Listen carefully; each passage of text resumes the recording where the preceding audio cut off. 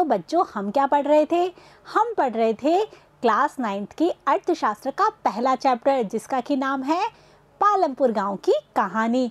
इसमें हमने पालमपुर का परिचय पढ़ लिया था। लास्ट वीडियो में हमने जाना था उत्पादन के साधनों के बारे में। तो उत्पादन के कितने साधन होते हैं? 4 साधन, याद आ गया होगा ना। एक तो होता है भूमि, एक होता है पूंजी, एक होता है श्रम और लास्ट होता है उद्यमी। इन चारों को मिलाकर ही उत्पादन का संगठन होता है। आज के इस वीडियो में हम जानेंगे पालमपुर की खेती के बारे में। तो आइए देखते हैं। बच्चों, खेती पालमपुर की प्रमुख क्रिया है, अर्थात यहाँ के अधिकांश लोग अपनी आजीविका के लिए खेती पर ही निर्भर करते हैं। जैसा कि हमने जाना था ये कि यहाँ की जनसंख्या के 75% लोग हैं वो खेती करते हैं और बाकी के लोग अपने जीविकोपार्जन के लिए अन्य क्रियाएं करते हैं, जैसे कि डेयरी, परिवहन, छोटे मोटे जो व्यवसाय होते हैं आदि। ठीक है बच्चों, तो पालमपुर में जो खेती है वो उत्पादन की प्रमुख क्रिया है। 75% लोग क्या करते हैं? खेती करते हैं और बाकी जो 25% है वो गैर कृषि क्रियाएं, जिसका कि हम बात पहले भी विवेचन कर चुके हैं, वो 25% लोग करते हैं। तो जो खेती है वो किस पर की जाती है? वो भूमि पर की जाती है। और भूमि कैसी रहती है? भूमि रहती है स्थिर। तो इस स्थिर भूमि से हमें अधिक पैदावार प्राप्त करनी चाहिए, नहीं करनी चाहिए? तो इसके लिए पालमपुर ने क्या किया? पालमपुर ने जो बंजर भूमि थी उसे कृषि योग्य बनाया और पैदावार बढ़ाने का प्रयास किया। इसके अलावा जो भी नई भूमि थी कृषि योग्य बनाकर उस पर भी खेती की, जिससे कि वहाँ की पैदावार बढ़ सके। ठीक है बच्चों, तो 75% लोग जीविका के लिए खेती पर निर्भर हैं।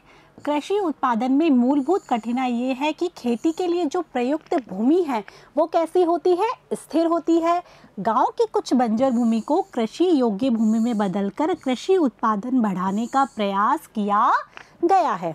ठीक है, और इसके अलावा यदि हम बात करें पालमपुर की, तो पालमपुर ने स्थिर भूमि में और अधिक पैदावार प्राप्त करने के लिए क्या किया? तो उसके लिए 2 प्रणालियां अपनाई गई। एक तो है बहुविध फसल प्रणाली और दूसरा है आधुनिक कृषि विधि। ठीक है बच्चों, कि स्थिर भूमि से अधिक पैदावार प्राप्त करने का क्या तरीका है?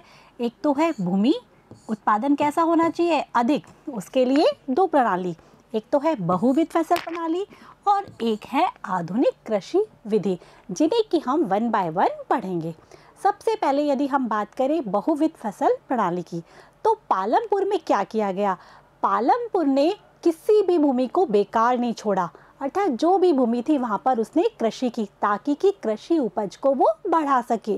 और उसने क्रॉप में भी मैनेजमेंट कर लिया, एक साल में कई फसलें उगाई। जैसे कि हम देखें, कोई भी भूमि क्या की उसने? बेकार नहीं छोड़ी। समस्त भूमि पर उसने क्या किया? कृषि की। कहाँ की बात कर रहे हैं हम? पालमपुर की। और स्थिर भूमि पर अधिक से अधिक फसल उगाई जाती है। कहाँ पर? पालमपुर में। अब उसने क्रॉप मैनेजमेंट कैसे किया? उसने वर्षा ऋतु में खरीफ फसल उगाई। खरीफ फसल में क्या आते हैं? ज्वार और बाजरा, और इसी को वो पशुओं के चारे के रूप में प्रयोग करने लगा। इसके बाद अक्टूबर दिसंबर में वहाँ उगाई जाती है आलू की फसल, और इसके बाद जो शीत ऋतु आती है उसमें वहाँ उगाई जाती है रबी की फसल, जिसमें आती है गेहूँ।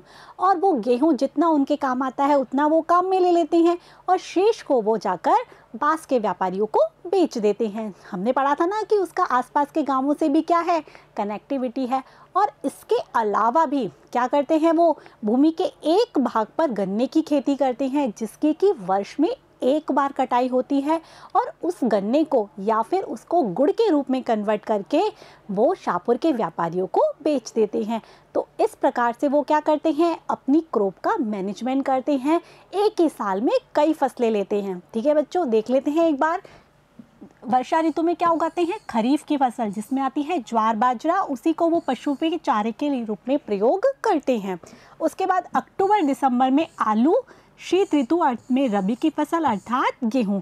भूमि के एक भाग पर क्या करते हैं? गन्ने की खेती हम बात कर चुके हैं, जिसकी वर्ष में एक बार कटाई होती है, और गन्ने को कच्चा या गुड़ के रूप में वो किसको बेच देते हैं? शाहपुर के व्यापारियों को।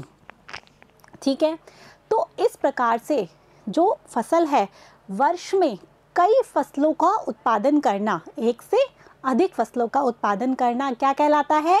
बहुविध फसल प्रणाली। समझ में आ गया कि वर्ष में एक फसल ना उगाकर कई फसलों को उगाना ही क्या कहलाएगा? बहुविध फसल प्रणाली, जैसा कि पालमपुर में करते हैं। हमने पढ़ा ना कि शीत ऋतु में अलग फसल, वर्षा ऋतु में अलग फसल, इसके अलावा भी गन्ना अलग, इसके अलावा आलू अलग। ठीक है, तो इसे ही कहते हैं बहुविध फसल प्रणाली। एक वर्ष में किसी भूमि पर एक से ज़्यादा फसल पैदा करने को कहते हैं बहुविध फसल प्रणाली, अर्थात इसको इंग्लिश में मल्टीपल क्रॉपिंग भी कहते हैं। तो ये बात थी बहुविध फसल प्रणाली की। ठीक है बच्चों, अब हमने दूसरी चीज़ क्या देखी थी? आधुनिक कृषि विधियाँ। तो पालमपुर में आधुनिक कृषि विधियाँ क्या क्या काम में ली जाती है और ये क्या होती है? तो आधुनिक कृषि विधियों में आते हैं बच्चों बीज। बीज भी कैसे? उन्नत किस्म के बीज, बिजली, सिंचाई, आधुनिक जो भी मशीनरी है, जैसे कि हम बात करें थ्रेशर, इसके बाद ट्रैक्टर, रासायनिक उर्वरक और कीटनाशक। तो ये सारी चीज़ें किस में आती हैं? आधुनिक जो कृषि विधि है उसमें।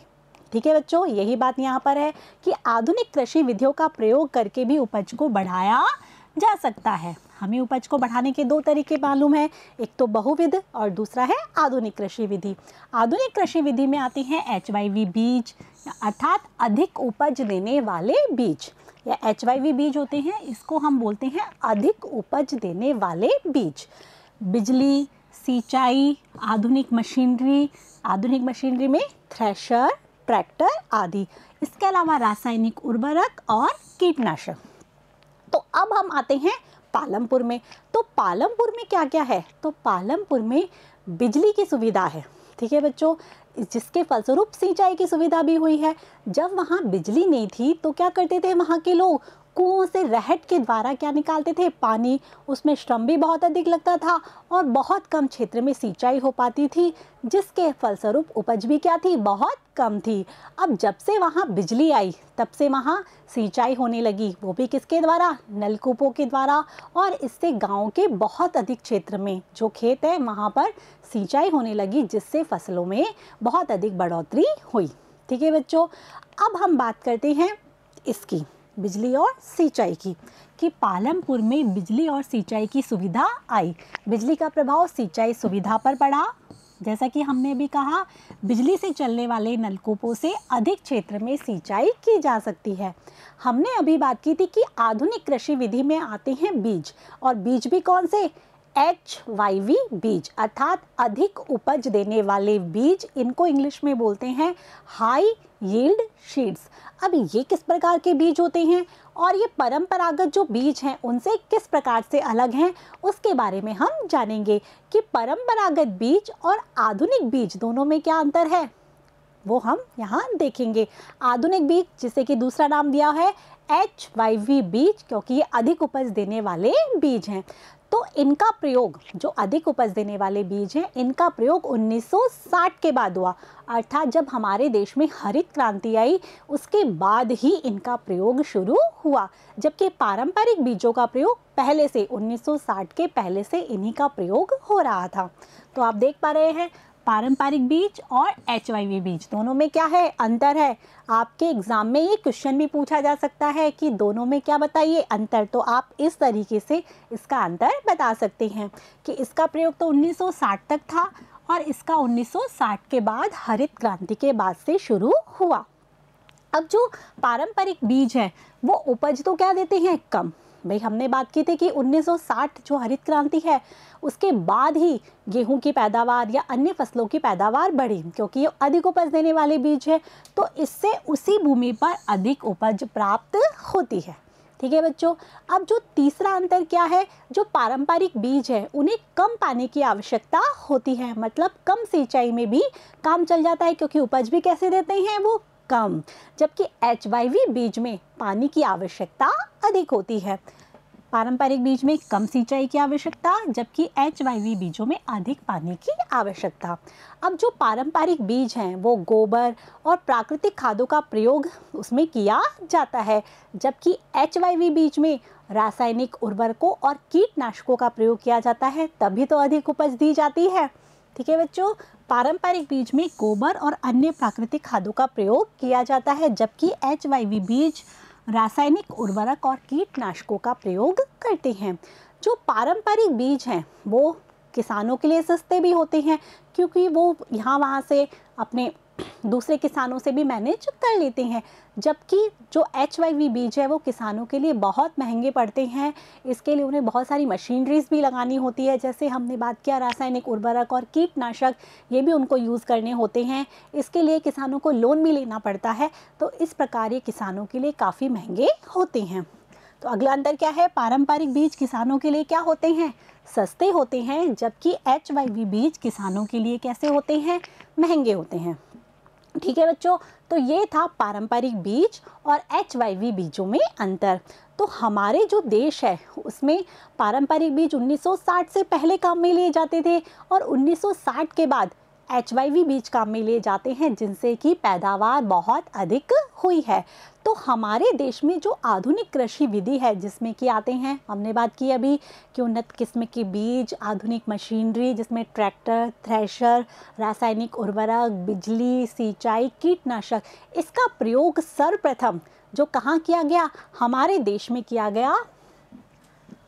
इसका सर्वप्रथम प्रयोग पंजाब, हरियाणा और ये उत्तर प्रदेश के पश्चिमी भाग में, सर्वप्रथम प्रयोग पंजाब, हरियाणा और पश्चिमी उत्तर प्रदेश के भाग में किया गया और इसके फलस्वरूप क्या हुआ, यहाँ पर पैदावार बहुत अधिक हुई। इसके अलावा इन्होंने बहुत सारी मशीनरी जैसे कि ट्रैक्टर, इनका प्रयोग किया, किसके लिए, कटाई के लिए, जुताई के लिए, तो इसका इनको फल भी प्राप्त हुआ और यहाँ पैदावार बहुत अधिक हुई। जैसा कि हम देख पा रहे हैं कि पंजाब, हरियाणा, पश्चिमी उत्तर प्रदेश के किसानों ने कृषि विधियों का सबसे पहले प्रयोग किया।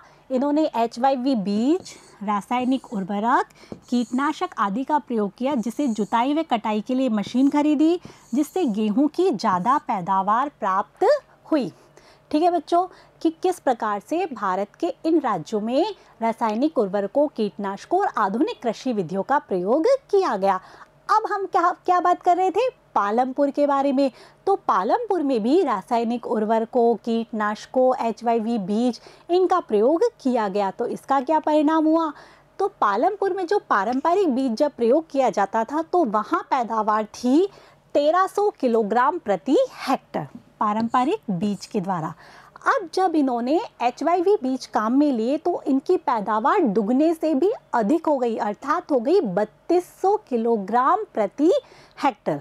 आप देख पा रहे हैं HYV बीज के द्वारा कितनी हुई, 3200 किलोग्राम प्रति हेक्टर। कहाँ पर, पालमपुर में। तो अब ये क्या करने लगे, जितना गेहूं काम में आता उनका उतना रख लेते, बाकी को ये बेचने लग गए, जिससे इनका मुनाफा भी बढ़ा।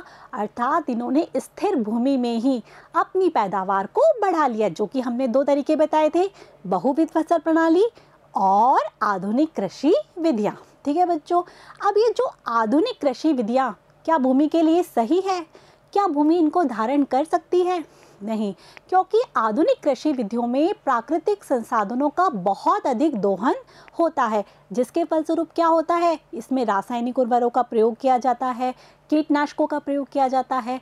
ये पौधों को तुरंत मिल तो जाते हैं, जिससे पौधे तो पनप जाते हैं, लेकिन जब ये पानी में मिलकर जाते हैं तो नदियों, तालाबों, सागरों में पहुंचकर उनको क्या कर देते हैं, प्रदूषित कर देते हैं। इसके अलावा ये रासायनिक उर्वरक यदि बहुत अधिक मात्रा में यूज़ लिए जाते हैं, अर्थात इनको लगातार प्रयोग किया जाता है, तो भूमि की उर्वरा शक्ति नष्ट हो जाती है। भूमि कैसी हो जाती है, बंजर हो जाती है, जैसा कि हम भारत के कई राज्यों में देख भी पा रहे हैं कि अधिकांश राज्यों में बहुत अधिक यूज़ होने से वहाँ की उर्वरता शक्ति क्या हो गई है, खत्म हो गई है। इसके अलावा जो ये आधुनिक कृषि विधि है उसमें बहुत अधिक सिंचाई की गई, पानी का ओवर यूज़ किया गया, जिससे कि भूमि का जल स्तर एकदम नीचे चला गया। तो ये जो प्राकृतिक संसाधनों का दोहन है वो आधुनिक कृषि विधियों में किया गया, जिससे बहुत अधिक नुकसान भी हुआ है, क्योंकि जो प्राकृतिक संसाधन हैं वो दोबारा जीवित नहीं हो सकते, पुनर्जीवित नहीं हो सकते, क्योंकि ये बहुत सालों में बनते हैं। तो आइए देखते हैं कि आधुनिक कृषि विधियों के क्या हानिकारक प्रभाव पड़े हैं। हमने बात की कि आधुनिक कृषि विधियों ने प्राकृतिक संसाधनों का क्या किया है, बहुत अधिक दोहन किया है। उर्वरकों के बहुत अधिक प्रयोग से मिट्टी की उर्वरता क्या हो गई है, कम हो गई है। नलकूपों से अत्यधिक सिंचाई की गई तो इससे क्या हुआ, भूमि का जल स्तर बहुत कम हो गया है। नलकूपों से सिंचाई के कारण भूमिगत जल का अत्यधिक प्रयोग हुआ है, इससे भूमिगत जल स्तर कम हो गया है। जैसे कि हमने बात की कि प्राकृतिक संसाधन है उनका दोहन यदि किया जाता है तो ये पुनर्जीवित बहुत मुश्किल से होते हैं, क्योंकि इनको बनने में भी तो बहुत टाइम लगता है। तो यही बात है कि मिट्टी की उर्वरता और भूमिगत जल को यदि एक बार नष्ट होने के बाद पुनर्जीवित करना बहुत कठिन है। आया बच्चों समझ में? तो ये आधुनिक कृषि विधियां काम में तो ली जाए, लेकिन कैसे काम में ली जाए, इनको लिमिटेड काम में लिया जाए, उपज को बढ़ाया तो जाए, लेकिन रासायनिक उर्वरकों और कीटनाशकों का प्रयोग कम से कम मात्रा में किया जाए। ठीक है बच्चों, तो क्योंकि भूमि इनको धारण नहीं कर पाती, इससे मिट्टी की उर्वरता शक्ति और भूमि का जल स्तर दोनों ही कम हो जाते हैं। ठीक है, तो ये था बच्चों पालमपुर में खेती। हमने ध्यान दिया कि किस प्रकार से पालमपुर में खेती की जाती है, किस प्रकार से कौन कौन सी विधि, हमने बात की ना 2 विधि, बहुविध फसल प्रणाली वो भी अपनाई जाती है और आधुनिक कृषि विधि भी अपनाई जाती है, जिससे कि पालमपुर में जो उपज है और पैदावार है वो बहुत अधिक बड़ी है। और इसी को यदि हम हमारे देश के गाँवों के संदर्भ में देखें, हरित क्रांति में देखें, तो हरित क्रांति में इसी प्रकार से हुआ है और हमारे भारत में फसल और उपज दोनों ही बड़ी हैं। ठीक है बच्चों, तो ये था पालमपुर में खेती। अब हम नेक्स्ट वीडियो में मिलेंगे किसके साथ, हमारे नेक्स्ट टॉपिक के साथ, जो कि है कि पालमपुर में खेती किस प्रकार से विभाजित की गई है, अर्थात भूमि को किस किस वर्ग को कितना कितना दिया गया है और श्रम की व्यवस्था कैसे की गई है।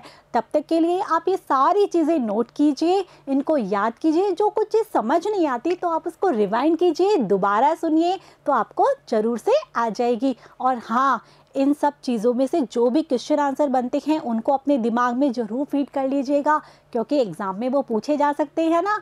तब तक के लिए आप मेरे साथ बने रहिएगा। Thank you.